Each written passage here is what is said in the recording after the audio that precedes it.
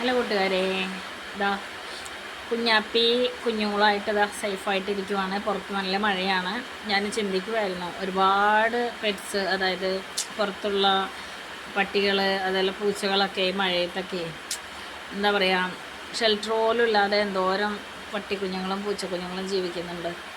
അതിപ്പോൾ എന്താ പറയുക, നമ്മൾ ഇവരെ സേഫാക്കുമ്പോൾ നമുക്കൊരു സമാധാനം. കാരണം നമ്മുടെ പൂച്ചകളും കുഞ്ഞുങ്ങളൊക്കെ നമ്മുടെ അകത്തല്ലേ, അപ്പോൾ നമുക്കങ്ങനെ ഒരു സമാധാനം.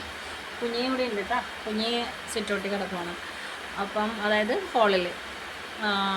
അപ്പോൾ നമുക്കൊരു എന്താ പറയുക, മനസ്സിൻ്റെ സമാധാനമുണ്ട്. പക്ഷേ എത്രയോ പൂച്ചക്കുഞ്ഞുങ്ങൾ വഴിയോരത്തെ ഈ പൂച്ചകളിങ്ങനെ പ്രസവിച്ചൊക്കെ കഴിഞ്ഞിട്ട് അതുങ്ങളെയൊക്കെ ചില പൂച്ചകൾ ഇട്ടിട്ട് പോകും. ചിലതുങ്ങൾ 3 ഉണ്ടെങ്കിൽ 2 കുഞ്ഞിനെയും കൊണ്ടുപോകും.